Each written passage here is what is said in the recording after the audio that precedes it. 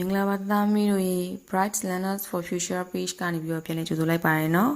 ဒီချေကတော့သားမီးတို့ပထမတန်းသိပ္ပံသင်ကြားပေးမယ့်ဒီချေပဲဖြစ်ပါတယ်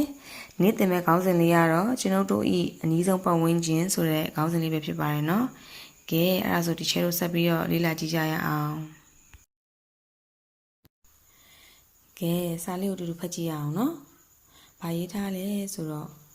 ဖတ်ရှုကြည့်ရန်စာနဲ့ပုံများကဲဟုတ်ပါပြီတားတော်သမီးတို့ကြောင်းလာတဲ့လမ်းတွေဒါမှမဟုတ်ပြန်တဲ့လမ်းမှာဘာတွေတွေ့ရတယ်လဲတစ်ချက်လောက်ပြောကြည့်ပါဦးဟုတ်တာပေါ့လူတွေခွေးတွေဟုတ်တယ်အိမ်တွေကားတွေစိုက်ကယ်တွေဟုတ်တယ်အများကြီးပဲเนาะတွေ့ရတယ်အဲ့ဒီတော့အောက်မှာဗာလေးရေးထားလဲတစ်ချက်လောက်ကြည့်အောင်เนาะပတ်ဝန်းကျင်မှာလူအဆောက်အအုံနဲ့ရင်တွေကိုတွေ့ရမယ်တဲ့ဟုတ်ပါပြီဒီချိန်နောက်တစ်ခေါက်ဖတ်ပြမယ်နော်ပတ်ဝန်းကျင်မှာလူအဆောက်အအုံနဲ့ရင်တွေကိုတွေ့ရမယ်တဲ့ကဲပုံလေးကိုကြည့်ပါဦးဟုတ်တယ်လမ်းမမှာဘာတွေတွေ့ရလဲလူကိုတွေ့ရတယ်ပြီးတော့ဟုတ်တယ်တိုက်ကလေးတွေအဆောက်အဦတိုက်မြေတွေပေါ့နော်အဆောက်အဦတွေပြီးတော့ကားတွေရင်တွေပေါ့နော်ရင်တွေကိုတွေ့ရတယ်တဲ့ကဲအဲ့ဒါဆိုချေတို့နောက်တစ်ခုလေ့လာရအောင်နော်ကဲအောက်မှာဘာရေးထားလဲဆိုတာဖတ်ကြည့်ရအောင်နော်ပတ်ဝန်းကျင်မှာလေရှိတယ်ပတ်ဝန်းကျင်မှာလေရှိလားတာတို့သမီးတို့ဟုတ်တယ်ရှိတာပေါ့ပတ်ဝန်းကျင်မှာလေရှိလို့တချေတို့တွေတက်ရှူလို့ရတာလေဟုတ်တယ်အဲ့ဒါကြောင့်မလို့ပတ်ဝန်းကျင်မှာလေရှိတယ်နော်အဲ့တော့ဆက်ပြီးတော့ဖတ်ကြည့်ရအောင်မမြင်ရဘူးကင်လို့မရဘူး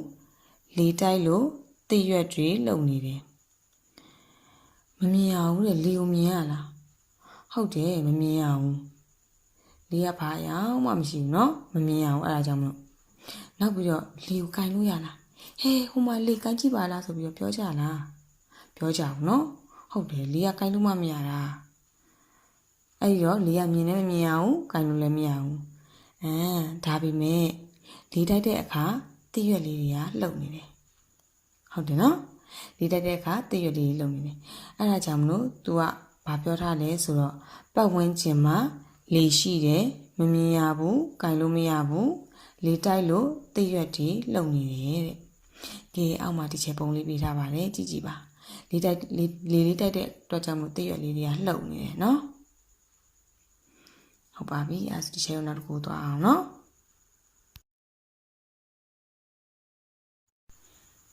ကဲဘာရေးထားလဲဖတ်ကြည့်အောင်နော်တိသွားပြီနော်တဲ့ဟုတ်ပါပြီအောက်ကစာလေးကိုဆက်ပြီးတော့ဖတ်ကြည့်အောင်နော်ပတ်ဝန်းကျင်မှာ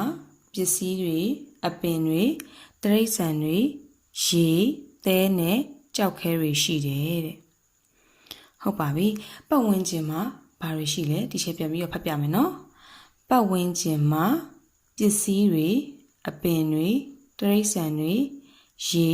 သဲနဲ့ကြောက်ခဲတွေရှိတယ်တဲ့။ဒါတို့သမီးတွေအကြောင်းပတ်ဝန်းကျင်မှာရောဘာတွေရှိလဲ။ဟုတ်တယ်အကြောင်းခန်းထဲမှာဆိုရင်ဟုတ်တယ်တင်မုံရှိတယ်နောက်ပြီးတော့ခုံရှိတယ်ကြောပွေးတွေရှိတယ်စာအုပ်တွေရှိတယ်ခဲရန်တွေပေရန်တွေကမာဘူးတွေခဲဖြက်တွေအကုန်ရှိရယ်နော်။ကဲအဲ့ဒါဆိုရင်ဒါတို့ရဲ့အကြောင်းအပြင်မှာရောအခန်းပြင်မှာဆိုရင်ဘာတွေတွေ့နိုင်သလဲဟုတ်တယ်အပင်တွေရှိတာပေါ့မြက်ပင်လေးတွေနောက်ပြီးတော့အပင်ကြီးဖြစ်တဲ့ကိုပင်တို့တရက်ပင်တို့ကျောင်းဝန်းထဲမှာရှိတတ်တယ်နော်ကဲနောက်ပြီးတော့တိရစ္ဆာန်တွေရောမရှိဘူးလားရှိတာပေါ့ခွေးလေးတွေကြောင်လေးတွေတချို့ကန်လေးတွေထဲမှာဆိုငါးကလေးတွေကူးတာအောင်မြင်နေရတယ်လေနောက်ပြီးတော့ရေရောရှိလားရှိတာပေါ့အကြောင်းတောက်ရီအိုမှာပဲဖြစ်ဖြစ်ဒါမှမဟုတ်ရင်မြောင်းထဲမှာပဲဖြစ်ဖြစ်ကန်လေးတွေထဲမှာပဲဖြစ်ဖြစ်ရေကိုတွေ့နိုင်တယ်နော်နောက်ပြီးတော့သဲရောဟုတ်တယ်သဲကသားတို့သမီးတို့နေတိုင်းလမ်းလျှောက်နေတဲ့လမ်းမပေါ်မှာသဲမုံလေးတွေကိုတွေ့ရတယ်နောက်ပြီးတော့ကြောက်စရိုက်ခဲလေးတွေကြောက်ခဲသေးသေးလေးတွေကိုလည်းဒီရှယ်ကိုတွေ့ရတယ်နော်အဲ့ဒါကြောင့်မလို့ပတ်ဝန်းကျင်မှာပစ္စည်းတွေရောအပင်တွေရောတ ရိတ်ဆန်တွေရောရေတွေရောသဲတွေရောကြောက်ခဲတွေရောရှိတယ်နော်ကဲအဲ့ဒါဆိုရင်ဒီချေတို့နောက်တစ်ခုကိုသွားအောင်နော်ကဲဒီချေတို့အောက်မှာပေးထားတဲ့ခေါင်းစဉ်လေးကိုဖတ်ကြည့်ရအောင်နော်ဘာခေါင်းစဉ်လေးပေးထားလဲဆိုတော့အနှစ်ချုပ်တဲ့ကဲနောက်တစ်ခေါက်ဖတ်ကြည့်ရအောင်ဘာခေါင်းစဉ်လေးလဲအနှစ်ချုပ်ဟုတ်ပြီအနှစ်ချုပ်မှာဘာတွေပါတယ်ဆိုတာဒီချေတို့ဆက်ပြီးတော့ကြည့်အောင်နော်အလဲမှာဒီချေတို့ခေါင်းစဉ်အကြီးဖြစ်တဲ့ပတ်ဝန်းကျင်ရှိအရာများနော်နောက်တစ်ခေါက်ပြန်ပြောမယ်ပတ်ဝန်းကျင်ရှိအရာများဆိုတဲ့ခေါင်းစဉ်လေးပါမယ်အဲ့ဒီမှာဆိုရင်ဘာပစ္စည်းဘာတွေပါမလဲနော်ကျောင်းထဲမှာတွေ့ရတဲ့ပစ္စည်းတွေပါမယ်စာအုပ်ခဲတံပေတံဘောပြက်ကြောက်တင်ပုံနော်ခုံအများကြီးပဲเนาะကျောင်းခန်းထဲမှာရှိတဲ့ပစ္စည်းတွေပါမယ်နောက်ပြီးတော့ကျောင်းပတ်ဝန်းကျင်မှာတွေ့ရတဲ့အပင်ကြီးတွေအပင်လေးတွေပင်ငယ်လေးတွေပေါ့နော်အဲ့ဒီအပင်တွေအများကြီးပါမယ်အပင်များဆိုတဲ့ခေါင်းစဉ်လေးပါမယ်ပြီးတဲ့အခါမှာဆိုရင်ဟုတ်တယ်ကျောင်းပတ်ဝန်းကျင်မှာတွေ့ရတဲ့တိရစ္ဆာန်တွေเนาะခွေးတို့ကြောင်တို့အများကြီးပဲပေါ့နော်တချို့ကျောင်းပတ်ဝန်းကျင်တွေမှာဆိုရင်မြက်ခင်းစင်းစင်းလေးမှာမြက်စားနေနွားကြီးတွေအများကြီးပဲဟုတ်တယ်တိရစ္ဆာန်များဆိုတာပါမယ်ပြီးတဲ့အခါမှာဆိုရင်ကျောင်းပတ်ဝန်းကျင်မှာရှိတဲ့ရေတွေပေါ့နော်တောက်ရိုးတွေမှာပဲဖြစ်ဖြစ်ကန်ထဲမှာပဲဖြစ်ဖြစ်တွေ့ရတဲ့ရေတွေပါမယ်နောက်ပြီးတော့ဟုတ်တယ်ကြောက်ခဲလေးတွေပါမယ်ကြောက်ခဲဆိုတာသားတို့သမီးတို့လမ်းမှာတွေ့တဲ့ကြောက်ခဲလေးတွေနော်ကြောက်ခဲလေးတွေပါမယ်နောက်ပြီးတော့သဲလေးတွေဟုတ်တယ်သဲမုံလေးတွေလမ်းပေါ်မှာမြေကြီးပေါ်မှာတွေ့ရတဲ့သဲမုံလေးတွေနော်ဒီနှိမ့်ချုပ်ထဲမှာဘာတွေပါမလဲဆိုတာတစ်ချက်ပြန်ပြောပြမယ်နော်ပတ်ဝန်းကျင်ရှိအရာများဆိုတဲ့ခေါင်းစဉ်အောက်မှာဆိုရင်ဟုတ်တယ်စာသင်ခန်းထဲမှာရှိတဲ့ပစ္စည်းတွေပစ္စည်းများနော်နောက်ပြီးတော့အပင်များတိရစ္ဆာန်များရေကြောက်ခဲသဲနော်ဒါတွေအားလုံးပါဝင်တယ်ဟုတ်ပြီဒီချေတို့အဲ့ဒါဆိုရင်နောက်တစ်ခုထပ်ပြီးတော့ကြည့်ရအောင်နော်ကဲအောက်မှာပေးထားတဲ့ခေါင်းစဉ်လေးကိုဖတ်ကြည့်ရအောင်နော်လေ့ကျင့်ခန်းဟုတ်ပါပြီဆက်ပြီးတော့ဖတ်ကြည့်ရအောင်နော်နံပါတ်1စာသင်ခန်းထဲမှာတွေ့ရတဲ့ပစ္စည်းတွေကိုဇယားမှာဖြည့်ဖို့ပြောကြည့်ရအောင်ကဲနောက်တစ်ခေါက်ပြန်ဖတ်မယ်နော်နံပါတ်1စာသင်ခန်းထဲမှာတွေ့ရတဲ့ပစ္စည်းတွေကိုဇယားမှာဖြည့်ဖို့ပြောကြည့်ရအောင်တဲ့ကဲသူဘာလေးပေးထားလဲဟုတ်တယ်ဇယားလေးပေးထားတယ်နော်ဇယားမှာဘာတွေပေးထားသည်လဲပထမအဆုံးတက်အောင်ဖတ်ကြည့်မယ်နော်ပစ္စည်းအမည်ပြီးတော့အယောင်ပြီးတော့ပုံသဏ္ဍာန်ဟုတ်ပြီနော်ပြန်ပြီးတော့ဖတ်ကြည့်မယ်နော်ပစ္စည်းအမည်အယောင်ပုံသဏ္ဍာန်ဆိုတာပုံစံကိုပြောရတယ်တူတူပဲနော်ဟုတ်ပြီပစ္စည်းအမည်မှာဆိုရင်ဘာတွေပါမလဲဒီရှယ်တို့ကြည့်အောင်နော်စာအုပ်ကဲစာအုပ်ကဘာအယောင်ရှိလဲတစ်ချက်လောက်ကိုပြောပြပါအောင်ဟုတ်တယ်အဖြူရောင်လည်းရှိတယ်အစိမ်းရောင်လည်းရှိတယ်အပြန်ရောင်လည်းရှိတယ်အဝါရောင်လည်းရှိတယ်ဟုတ်တယ်ကဲဒီမှာတစ်ချက်ပါဖြည့်ထားတယ်ကြည့်ပါအောင်လိမ္မော်ရောင်တဲ့ဟုတ်တယ်နော်ဘီနာပုံလေးမှာတစ်ချက်ကလိမ္မော်ရောင်လေးတွေ့တဲ့အတွက်ကြောင့်မလို့လိမ္မော်ရောင်လို့ရေးထားတယ်ဒါပေမဲ့စာအုပ်ကအယောင်မျိုးစုံရှိတယ်နော်ဟုတ်တယ်ဒါတို့သမီးတို့ဖြည့်တဲ့အဖြေလည်းမှန်တယ်နော်ဟုတ်ပါပြီကဲပုံသဏ္ဍာန်ဆက်ပြီးတော့ကြည့်ရအောင်ကဲစာအုပ်ရဲ့ပုံစံလေးကဘယ်လိုပုံစံလေးလဲပြောပါအောင်လေးတောင်ဟုတ်တာပေါ့ဒါတို့သမီးတို့ရဲ့စာအုပ်လေးကလေးတောင်ပုံစံလေးပေါ့နော်ကဲအဲ့ဒါဆိုဒီချဲတို့နောက်တစ်ခုဆက်ပြီးတော့ကြည့်ကြရအောင်နောက်တစ်ခုကဘာလဲပေရန်တဲ့ဟုတ်ပြီဒါတို့သမီးတို့ပေရန်ရောဘာအယောင်လေးလဲဒီရှက်ကိုပြပြပါအောင်ဟုတ်တယ်အဖြူရောင်လေးနော်ဟုတ်တယ်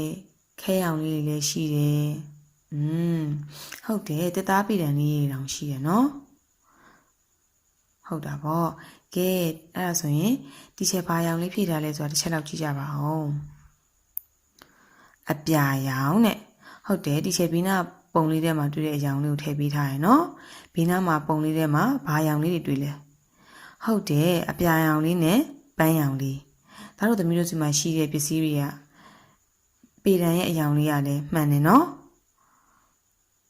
က ကဲအဲ့ဒါဆိုနောက်တစ်ခုကြည့်ပါအောင်ပေတံရဲ့ပုံသဏ္ဍာန်ဟုတ်တယ်ပေတံရဲ့ပုံစံလေးရောဘယ်လိုပုံစံလေးလဲဟုတ်တာပေါ့ရှည်မျောနေတာကိုပေတံလေးကနော်ပေတံလေးကရှည်ရှည်လေးနော်ဟုတ်တယ်ကဲအဲ့ဒါဆိုနောက်တစ်ခုကိုကြည့်ကြပါအောင်နောက်တစ်ခုကဘာလဲမြေဖြူတဲ့ဟုတ်တယ်မြေဖြူကရောဘာရောင်လေးလဲအဖြူရောင်ဟုတ်တာပေါ့အဖြူရောင်ပေါ့နောက်ပြီးတော့ဟုတ်တယ်ရောင်စုံလေးတွေလည်းရှိတယ်နော်ကဲဒီချက်ပြထားတာကိုကြည့်ပါအောင်ဟုတ်တယ်မြေဖြူကအဖြူရောင်ဒါပေမဲ့ဘေးနားမှာပုံလေးထဲမှာဆိုရင်ပန်းရောင်လေးတွေလည်းပါတယ်အပြာလေးတွေလည်းပါတယ်အဝါလေးတွေလည်းပါတယ်ခဲရောင်လေးတွေလည်းပါတယ်နော်ဟုတ်ပြီကဲအဲ့ဒါဆိုရင်မြေဖြူရဲ့ပုံသဏ္ဍာန်ကရောဘယ်လိုပုံစံလေးလဲဟုတ်တယ်ထိတ်မှဝိုင်းသည်လုံး၍ရှည်သည်တဲ့ဟုတ်တယ်နော်မြေဖြူကထိတ်မှဝိုင်းဝိုင်းလေးနော်ပြီးတော့သူကရှည်ရှည်မျောလေးအလုံးလေးနော်ကဲဟုတ်ပါပြီနောက်တစ်ခုကိုဆက်ပြီးကြည့်ကြရအောင်နောက်တစ်ခုကဘာလဲနော်နောက်တစ်ခုကဟုတ်တယ်တင်ဘုံတဲ့တင်မုံပေါ့နော်ကဲတင်မုံကရောဘာအရောင်လေးတွေရှိလဲဟုတ်တယ်အဖြူရောင်လေးရှိတယ်ဟုတ်တယ်အစိမ်းရောင်လေးလည်းရှိတယ်ဟုတ်တယ်အမဲရောင်လေးလည်းရှိတယ်နော်ကဲအဲ့ဒါဆိုဒီချက်ပါဖြည့်ပြထားလဲဒီချက်လောက်ကြည့်ကြပါဦးအဖြူအနက်အစိမ်းဟုတ်တယ်သူကအရောင်၃ရောင်ရှိရနော်ကဲအဲ့ဒါဆိုသူ့ရဲ့ပုံသဏ္ဍာန်လေးကိုပြောပြပါအောင်ဒီချက်ကိုဟုတ်တယ်သူ့ရဲ့ပုံသဏ္ဍာန်လေးက၄တောင်ပုံသဏ္ဍာန်လေးနော်ဟုတ်တယ်၄တောင်ပုံသဏ္ဍာန်လေးအဲ့ဒါဆိုရင်ဒီချက်တော့နောက်တစ်ခုကိုဆက်ပြီးတော့ကြည့်ကြရအောင်နော်နောက်တစ်ခုကပါလဲခဲဖြတ်ဟုတ်တယ်ခဲဖြတ်ကရောဘာအရောင်လေးရှိလဲဒီချက်ကိုပြောပြပါအောင်ဟုတ်တယ်အဖြူအနီအဝါအပြာဟုတ်တယ်အစိမ်းဟုတ်တယ်အများကြီးပဲเนาะအရောင်တွေအများကြီးရှိရเนาะကဲအဲ့ဒါဆိုဒီချက်ရောဗာလေးပေးထားတဲ့တစ်ချက်လောက်ကြည့်ပါဟုတ်တယ်အဖြူအနီเนาะဒီချက်ကအဖြူနဲ့အနီနဲ့ပေးထားပါတယ်အဖြူလေးကိုเนาะကဲဟုတ်ပါပြီအဲ့ဒါဆိုရင်ခဲပြရဲ့ပုံသဏ္ဍာန်လေးရောဘယ်လိုပုံစံလေးရှိလဲဒီချက်ကိုပြပြပါအောင်ဟုတ်တယ်အဝိုင်းပုံစံလေးလေးရှိတယ်လေးတောင်ပုံစံလေးလေးရှိတယ်ဟိုတချို့ခဲပြက်လေးတွေဆိုရင်လေဒီချက်တို့ကျဲပုံစံလေးတွေเนาะနောက်ပြီးတော့ဟိုအပြုံးပုံစံလေးတွေအများကြီးပေါ့เนาะအများကြီးရှိတယ်ဟုတ်တယ်ဒီချက်ပေးထားတဲ့အဖြေလေးကိုတစ်ချက်လောက်ကြည့်ကြပါကြည့်ကြရအောင်လေးတောင်အဝိုင်းဟုတ်တယ်နော်ခဲပြက်က၄တောင်ပုံစံလေးရှိတယ်အဝိုင်းပုံစံလေးရှိတယ်ရှည်မျောလေးလေးရှိတယ်နော်ဒါတို့သမီးတို့ဖြစ်တဲ့အဖြေတွေကလည်းမှန်တယ်နော်ကဲဟုတ်ပါပြီအဲ့ဒါဆိုဒီချေတို့နောက်ထပ်သင်ခန်းစာတစ်ခုထပ်ပြီးတော့တွားကြရအောင်နော်ကဲအောက်မှာပေးထားတဲ့စာလေးကိုဒီချေတို့တူတူဖတ်ကြည့်ရအောင်နော်ဘာရေးထားလဲဆိုတော့နံပါတ်2ကျောင်းဝန်းထဲမှာတွေ့ရတဲ့အရာတွေကိုအမှန်ချစ်ပေးနော်ကဲဒီချက်ပြန်ဖတ်ကြည့်မယ်နော်နံပါတ်2ကျောင်းဝန်းထဲမှာတွေ့ရတဲ့အရာတွေကိုအမှန်ချစ်ပေးနော်တဲ့ကဲသားတို့သမီးတို့ဒီထဲမှာပုံလေးတွေလည်းပြထားတယ်နော်ဒီပုံလေးတွေကိုသားတို့သမီးတို့ရဲ့ကျောင်းထဲမှာတွေ့ရတယ်ဆိုရင်ပုံလေးတွေအောက်မှာအမှန်လေးချစ်ပေးနော်ကဲအဲ့ဒါဆိုဒီချက်တို့ကြည့်ရအောင်ပထမဆုံးပုံလေးကဘာပုံလေးလဲငှက်ပုံလေးဟုတ်တာပေါ့ဒါတို့သမီးတို့ငှက်ကလေးတွေကိုကျောင်းဝန်းထဲမှာတွေ့ရတာဟုတ်တယ်တွေ့ရတာပေါ့ကျောင်းဝန်းထဲမှာရှိတဲ့အပင်ကြီးတွေပေါ်မှာငှက်ကလေးတွေကနားတယ်နော်အဲ့ဒီတော့ငှက်ကလေးတွေကိုလည်းဒါတို့သမီးတို့ကျောင်းဝန်းထဲမှာတွေ့ရတယ်နော်ဟုတ်ပြီအဲ့ဒါဆိုရင်ငှက်ကလေးအောက်မှာအမှန်လေးချစ်လိုက်မယ်နော်ကဲနောက်တစ်ပုံကြည့်ရအောင်နောက်တစ်ပုံကဘာပုံလဲစပွဲဟုတ်တယ်အဲ့ဒါဆိုစပွဲကိုရောကျောင်းဝန်းထဲမှာတွေ့ရလားဟုတ်တယ်တွေ့ရတာပေါ့ဇပွဲကိုဒါတို့သမီးတို့စာရေးတဲ့ဇပွဲလေးလေနော်ဒါတို့သမီးတို့ကျောင်းဝန်းထဲမှာဇပွဲကိုတွေ့ရတဲ့အတွက်ကြောင့်မလို့ဇပွဲအောက်မှာအမှန်ကြီးလေးချလိုက်မယ်ကဲနောက်တစ်ပုံကရောဘာပုံလေးလဲကြည့်ပါဦးဟုတ်တယ်တစ်ပင်ပုံလေးဒါတို့သမီးတို့တစ်ပင်ကိုရောကျောင်းဝန်းထဲမှာတွေ့ရလားဟုတ်တယ်တွေ့ရတာပေါ့ကျောင်းဝန်းထဲမှာတစ်ပင်တွေမှာအများကြီးပဲနော်ဟုတ်တယ်တစ်ပင်ကိုကျောင်းဝန်းထဲမှာတွေ့ရတဲ့အတွက်ကြောင့်မလို့တစ်ပင်ရဲ့အောက်ကလေးမှာ အမှန်လေးချစ်လိုက်မယ်နော်ကဲနောက်တစ်ခုကြည့်ပါအောင်ဘာပုံလေးလဲဒါဆိုတသားလေးတွေကပိုတည်တဲ့ဒီပုံလေးတွေကဟုတ်တယ်ဘောလုံးပုံလေးဘောလုံးကိုရောကျောင်းဝင်းထဲမှာတွေ့ရလားဟုတ်တယ်တွေ့ရတာပေါ့ကျောင်းသားလေးတွေဘောလုံးကန်တဲ့အခါကျရင်ဘောလုံးကိုကျောင်းဝင်းထဲမှာတွေ့ရတယ်နော်ကဲအဲ့ဒါကြောင့်မလို့ဘောလုံးအောက်မှာအမှန်လေးချစ်လိုက်မယ်နော်ဟုတ်ပြီနောက်တစ်ပုံကရောဘာပုံလေးလဲဟုတ်တယ်ကျွဲပုံလေးကျွဲကိုရောကျောင်းဝင်းထဲမှာတွေ့ရလားကျွဲကိုတော့ကျောင်းဝင်းထဲမှာမတွေ့ရပါနဲ့ကျောင်းရဲ့အပြင်ဘက်မှာတော့တွေ့ရလောက်တယ်နဲ့ထင်တယ်နော်ဒီချက်ထင်တာတော့ကျောင်းပြင်မှာလေကွင်းစင်းစင်းလေးတွေရှိတယ်လေအဲ့ဒီလေကွင်းစင်းစင်းလေးမှာကျွဲတွေနွားတွေကလာပြီးတော့မျက်စားလေးရှိကြတယ်အဲ့ဒါကြောင့်မလို့ကျွဲကိုလည်းတစ်ခါတည်းရန်တွေ့ရတတ်တယ်နော်ကဲအဲ့ဒါကြောင့်မလို့ခြေတို့ကကျွဲရဲ့အောက်မှာအမှန်လေးချစ်လိုက်မယ်နော်ကဲဟုတ်ပါပြီအဲ့ဒါဆိုရင်ကျောင်းဝင်းထဲမှာတွေ့ရတဲ့အရာတွေကဘာတွေလဲငှက်ကလေးတွေစပွဲတွေနောက်ပြီးတော့တစ်ပင်တွေဘောလုံးတွေနောက်ပြီးတော့ကျွဲလေးတွေနော်ဟုတ်ပါပြီအဲ့ဒါဆိုရင်ဒီချက်တို့နောက်တစ်ခုကိုဆက်ပြီးတော့သွားရအောင်နော်ကဲအောက်မှာပေးထားတဲ့စာလေးတွေကိုဒီချက်နဲ့တူဖတ်ကြည့်ရအောင်နော်နံပါတ်3ပေးထားတဲ့ပုံနှစ်ပုံကိုကြည့်ပြီးအဲ့ဒီပတ်ဝန်းကျင်မှာတွေ့ရတဲ့အရာတွေကိုပြောကြရအောင်ကဲပြန်ဖတ်ကြမယ်နော်နံပါတ်3ပေးထားတဲ့ပုံနှစ်ပုံကိုကြည့်ပြီးအဲ့ဒီပတ်ဝန်းကျင်မှာတွေ့ရတဲ့အရာတွေကိုပြောကြရအောင်ကဲအောက်မှာဗာလေးပေးထားတဲ့ဆက်ပြီးတော့ဖတ်အောင်နော်နံပါတ်ကကြီးစာသင်ခန်းထဲမှာတွေ့နိုင်တဲ့အရာ3ခုနံပါတ်ခခွေကျောင်းဝင်းထဲမှာတွေ့နိုင်တဲ့အရာ2ခုပြန်ဖတ်ကြည့်မယ်နော်နံပါတ်ကကြီးစာသင်ခန်းထဲမှာတွေ့နိုင်တဲ့အရာ3ခုနံပါတ်ခခွေကျောင်းဝင်းထဲမှာတွေ့နိုင်တဲ့အရာ2ခုကဲဟုတ်ပါပြီအောက်မှာဗာလေးပေးထားလဲပုံလေး2ပုံပေးထားရနော်ကဲအဲ့ပုံလေး2ပုံကဘာပုံလေးလဲဟုတ်တယ်တပုံကစာသင်ခန်းထဲကပုံနောက်တစ်ပုံကကျောင်းဝင်းထဲကပုံနော်အဲ့ဒီပုံ2ပုံကိုကြည့်ပြီးတော့အဲ့ဒီပုံဝန်းကျင်မှာရှိတဲ့ပစ္စည်းလေးတွေကိုတစ်ချက်ကိုရှာကြမယ်နော်ဟုတ်ပြီနံပါတ်ကကြီးကဘာကိုရှာခိုင်းတာလဲဒီစာသင်ခန်းထဲမှာရှိတဲ့ပစ္စည်းလေး3ခုကိုရှာခိုင်းတာပေါ့နော်နံပါတ်ခခွေရရောနံပါတ်ခခွေရကြတော့ကျောင်းဝင်းထဲမှာရှိတဲ့ပစ္စည်းလေး2ခုကိုရှာခိုင်းတာနော်ကဲအဲ့ဒါဆိုတစ်ချက်တော့ပုံကာကြီးကိုရှာကြည့်ရအောင်နော်ပုံကာကြီးမှာတားတို့သမီးတို့ဘာတွေတွေ့ရလဲတစ်ချက်ကိုတစ်ချက်လောက်ပြောပြပါအောင်နော်ဟုတ်တယ်ကြောက်တင်မုံတွေ့ရတယ်နောက်ပြီးတော့ဟုတ်တယ်စပွဲလေးတွေကိုလည်းတွေ့ရတယ်ကလထိုင်လေးတွေကိုလည်းတွေ့ရတယ်ဟုတ်တယ်ရေတံမူးလေးတွေကိုလည်းတွေ့ရတယ်နောက်ပြီးတော့ဟိုးနောက်မှာဆွဲချင်းလေးတွေကိုလည်းတွေ့ရတယ်နော်ဟုတ်တယ်ပန်ကာလေးတောင်ရှိသေးတယ်နော်ဟုတ်ပါပြီကဲအဲ့ဒါဆိုဒီချက်ဘာဖြေထားလဲဒီချက်လောက်ကြည့်ကြရအောင်နော်ဒီချက်ကတော့စာအုပ်လေးကိုတွေ့တယ်လို့ဖြေထားတယ်နောက်ပြီးတော့ကြောပိုးအိတ်ကိုတွေ့တယ်လို့ဖြေထားတယ်နောက်ပြီးတော့ခုံလေးကိုတွေ့တယ်လို့ဖြေထားပါတယ်နော်ဒါပေမဲ့သားတို့သမီးတို့တွေ့တဲ့ပစ္စည်းတွေကလည်းမှန်တယ်နော်ကဲအဲ့ဒါဆိုပုံခါခွေးလေးကိုကြည့်ရအောင်ပုံခါခွေးမှာရောတွေ့နိုင်တဲ့ပစ္စည်းလေး2ခုကိုရှာပေးပါအောင်ဒီချက်ကိုဟုတ်တယ်အပင်လေးတွေတွေ့ရတယ်နော်နောက်ပြီးတော့ဟုတ်တာပေါ့ဟိုမှာကျောင်းသူကျောင်းသားလေးတွေကိုလည်းတွေ့ရတယ်နောက်ပြီးတော့ဟုတ်တယ်လမ်းလေးကိုလည်းတွေ့ရတယ်နော်အဲ့ဒါဆိုရင်ဒီချက်ဖြေထားတဲ့အဖြေလေးကိုတစ်ချက်ကြည့်ရအောင်နော်ဒီချက်ပါဖြေထားလဲဆိုတော့ဒီချက်ကအပင်လေးကိုတွေ့ရတယ်လို့ဖြေထားရယ်နော်နောက်ပြီးတော့ဟိုဘက်မှာခြုံပုတ်ထဲမှာရှိတဲ့မြက်ပင်လေးတွေကိုလည်းတွေ့ရတယ်လို့ဖြေထားရယ်ဒီချက်ကအပင်လေးတွေကိုပဲရည်ညွှန်းပြီးတော့ပြောသွားရယ်နော်ဒါပေမဲ့သားတို့သမီးတို့တွေ့တဲ့ပစ္စည်းတွေကလည်းမှန်တယ်နော်ဟုတ်ပါပြီ